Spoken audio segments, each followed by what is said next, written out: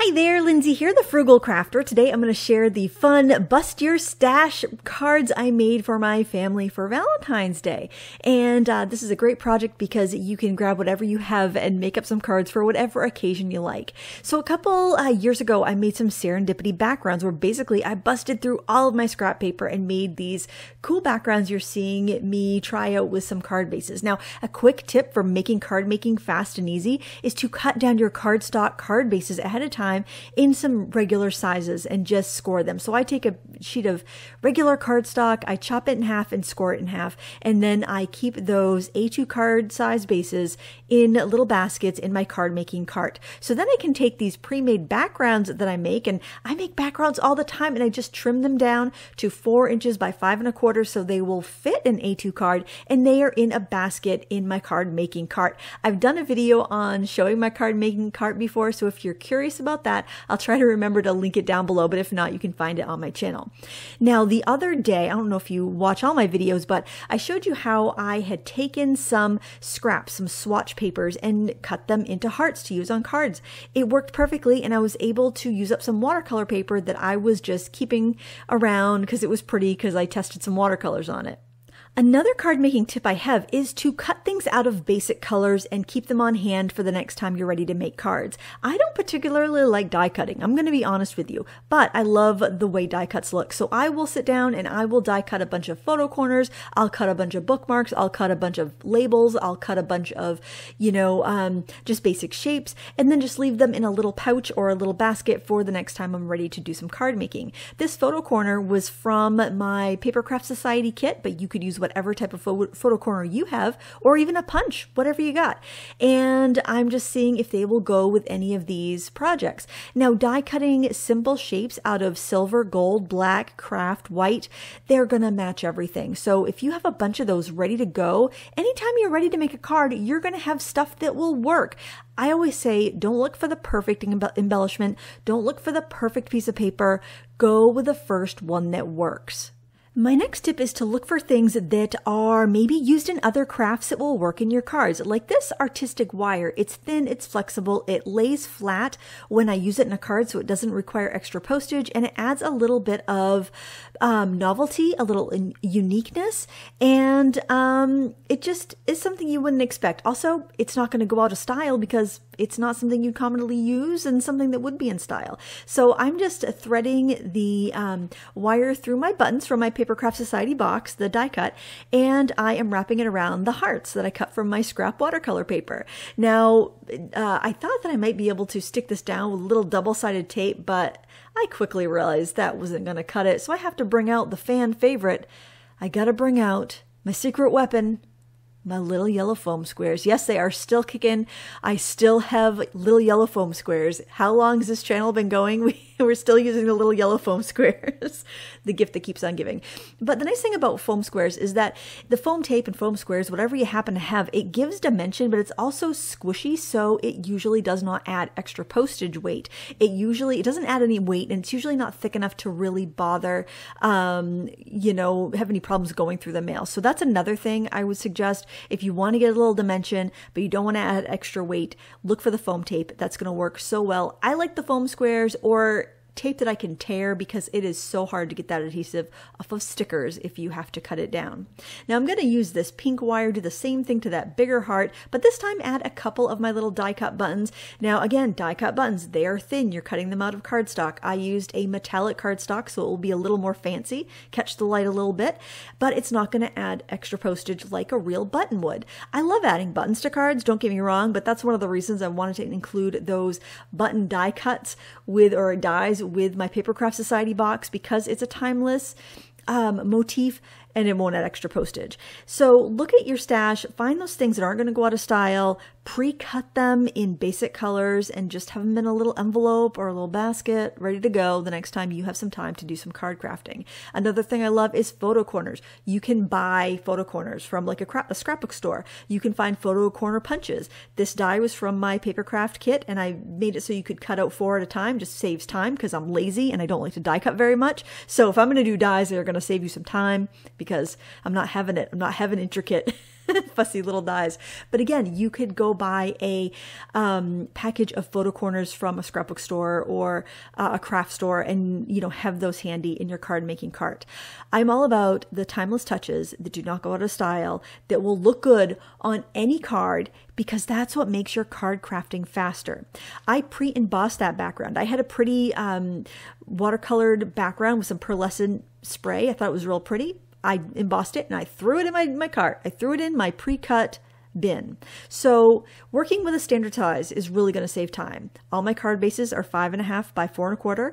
All my layering panels are 4 inches by 5.25. Having those ready to go really saves a ton of time. By the way, if I have weird thick things that want to kind of curl when I'm gluing, I put a clear stamp block over them so it can weight them down while they glue, and your glue isn't going to stick to the clear stamp block. So that's why that was there, holding down those photo corners while they dried. Now here I'm making another card because I had another die cut that I really wanted to use, and I really love this background. So you're going to notice my background. See how that's all different shades of like warm reds and corally colors? Well, when I made my backgrounds, I first divided my scraps up by color, and then I made kind of tone on tone backgrounds. Why, you ask? Well, it's because it's so much easier to match one color family than to have a bunch of like patchwork of random colors that you're trying to work together. This is interesting because of the different tones of the coral and red. It's interesting because of the different patterns, but it's not overwhelming with too many colors, and it worked perfect with this little Potter's Pink watercolor scrap swatch that I was trying to match. Now, another thing I love to do, and I kind of like was wondering why didn't I stamp out more of these, but I love coloring with alcohol markers on cards. Now, this is the iris stamp that I drew for my Paper Craft Society box. I use Memento ink because it works well with my markers. And honestly, I probably need to re-ink the pad because I didn't get the greatest impression. But you know me, I try to save a panel that I've stamped if I can. And I decided that this was good enough that when I colored it with my markers, it was going to look fine. Don't be afraid to add to a stamp design if you want to. I'm just using a thin Derwent line maker, which is just a fine liner, to bring that stem off the bottom of the page. And if your ink skipped on the main part of the design, you can go in with a pen and just kind of fill in the lines. The Derwent line makers, the Microns, any of those pens that are meant to work with watercolors and alcohol inks are going to be perfect for this because you can go over it with your alcohol markers or watercolors and not have any bleeding. Now, Memento, that ink pad is really designed to use with alcohol markers. It may bleed a little bit with watercolors, so if I was going to watercolor, I would use Ranger Archival ink, but I could still use that Derwent line maker pen as far as my as touching up if I needed to. But since I'm going to be using some pretty bodacious marker color here, I really didn't need to worry about my lines not all being absolutely perfect. Memento's a little bit finicky. You do got to keep it well inked. Archival would have given me a little bit better of an impression, and definitely like VersaFine would have given me a really good impression. But I always end up with a little bit of kind of blurriness when I use alcohol markers over them. So when you're going to do alcohol marker coloring, I recommend you have 3 shades of each color. So I'm going to do 3 shades of like a corally red, 3 shades of green, and just kind of get some really interesting blends. And I just realized that I have really awful looking fingernails because I painted them a few days ago, and then I just completely forgot I had nail polish on as it wore away because I cannot keep nail polish on my fingers to save my life, so I do apologize. I am going to speed up the rest of this coloring just so you can kind of see it all happen and explain it as I go. I think one of the safest ways to go here is to use your darker color where you're in the more deeper part of the flower, like where the petals meet the center, and then use your medium color and then go out to the lighter color. If you have colors that are tricky to blend, you can color everything in first with your palest color and then layer dark, medium, light again. With a small stamped image though, you probably won't even need to do that. And if you do put too much ink down on a small stamped image, especially if you're not sure what cardstock you're on, if it's a good blending cardstock, you could end up with some feathering on the outside. I had die cut this tag like months ago, so I wasn't sure what kind of cardstock I had die cut it from, so I was being a little careful not to oversaturate the the paper, and there you go. It's all colored, and I really think it's simple, but it looks really pretty. And I know irises typically don't come in that coral color, but that's a great thing about picking your paper first. Then you can do your coloring to match it, and that is another one of my quick card making tips. And here's another tip you may have seen before in a past video, but I use matte Mod Podge, and I put it in these easy to squeeze bottles. They're 2 for $1 at the Dollar Tree, except actually maybe they're $1.25. I'm not sure if I haven't been in a while, but I do know they were raising their prices. But even at $1.25 for 2 of those, it's a great deal, because I always struggle with the fine tip bottles. They always clog up on me. So since I don't do too many intricate die cuts, this works great. And then if I do get too much on one photo corner, I'll take another one and sop up the rest, because I'm keeping it real here. I'm not fancy. I'm just making it work, guys, just like you should too. And just check the perfectionism at the door and get those cards made, because you know what? I almost didn't make Valentine's cards this year because I was feeling kind of like, I don't know, I just wasn't very motivated, and I was like, oh, these cards are not going to be my most perfect, most beautiful cards because I'm just going to use up these scraps here. But then I was like, well, I would rather receive an imperfect card than no card at all. And I think that's the case with most people. And if you're not a card maker, it's not like you're comparing this card you got with all the other beautiful cards you've seen on Pinterest. You're just like, hey, cool, someone thought of me enough to send me a card. Someone thought of me enough to make me a card, which is even more awesome. So don't be worried about being perfect. Make your cards, send them. They will be appreciated. You're going to brighten someone's day. Another tip I have for you is to keep white cardstock also cut down and handy in your card making cart or your card making basket. I save white scraps because they're usually the best size for just stamping little sentiments. You can keep them in one of those little coupon holders that you can get at like dollar stores and whatnot. You could keep like different cardstocks divided in the folders, or just throw any white, smooth white scrap you have into a basket so it's ready to go when you need to stamp a sentiment. Since I was making a batch of Valentine's cards to send to family, I decided to stamp a bunch of different versions also to have some extras to throw in my little pre-stamped sentiment pocket that I always have going, because hey, if you're making a birthday card, you might as well stamp a few extra sentiments and throw it in that little pouch of pre-stamped sentiments, because you will need it sometime when you're making a quick card.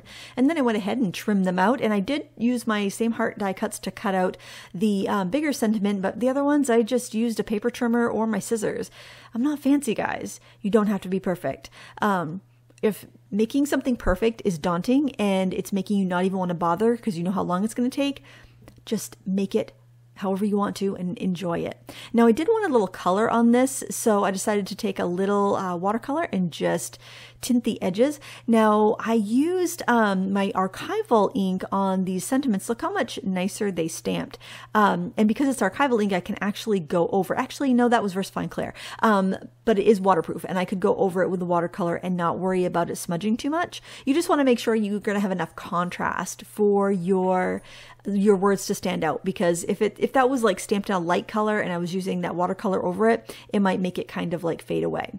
And I also am going to add some spattering because there's a little bit of that teal color on the middle pattern paper at the top. Now, I did use mostly like purpley pinks on that to make that background paper, but there was some accent colors on that middle color, and I liked it, that middle panel. So I just flicked on some teal watercolor paint to make it all go together. And I actually had a scrap of some teal watercolor paper swatches that I punched out into hearts too, that you will see make an appearance later on in the video. And I put the bigger sentiment in the center because I thought it went really well. And that card is for my husband for Valentine's Day. And then I thought adding these You Make My Heart Smile are really great for, like, you know, your mom or your sister or your kids. I thought that was just kind of a nice little a little sentiment there. The sentiments are all from Stampendous. I don't know if the stamps are still available because I think they're from like 2015, but I liked them. And how many sets of Valentine's sentiments do you need anyway? And as you saw me rearrange, I sometimes stick things on crooked, and if I can pull the panel up, I'll fix it. Otherwise, I'll let it go. But I'm also going to add those same sentiments onto these other two cards and just hand cut them, you know? I mean, I did actually look to see if I had a die that would fit that sentiment in one of my basic rectangle or tag shapes, and I didn't. So I'm like, you know what? Hand cutting is going to be just fine. Doesn't need to be perfect. That's the moral of this video, I think. Another tip is layering up your sentiments. So anytime you can group, cluster, or layer elements, it usually is going to look a lot more put together. I pretty much finished these all the same way, layering on the sentiments, and honestly, I didn't feel like you needed to add too much because of how bold the backgrounds were and how much of a statement the die-cut hearts made that had all of the watercolor textures in the background. Now, I did find the little hearts that I die-cut out of the teal scraps that I did earlier, and I'm just adding those on with a little bit of foam tape to the first card that I made, and that's pretty much it. I think that we put a lot of pressure on ourselves, and honestly, we should just kind of get back to having fun with the stuff that we have on hand. It's always good to use up scraps. It always feels good to take something that otherwise wouldn't be used and make something cool with it, like these little watercolor swatch scraps. I hope you found this inspiring, and I hope it encourages you to go through your stash, maybe prep some things that you can keep on hand, such as pre-cut card bases, make some scrap paper backgrounds. You know, if you've got a stack of just paper scraps or interesting doodads and ephemera sitting in your craft room and you're overwhelmed by it, take a day, take some cardstock, start collaging, put it together, and make yourself some cool backgrounds that will make really easy cards in the future. Hope you enjoyed this. I feel like it was kind of a pretty easy tutorial, but it was fun anyway, and I got these in the mail in time to arrive on Valentine's Day. I hope you have a good Valentine's Day. Until next time, happy crafting.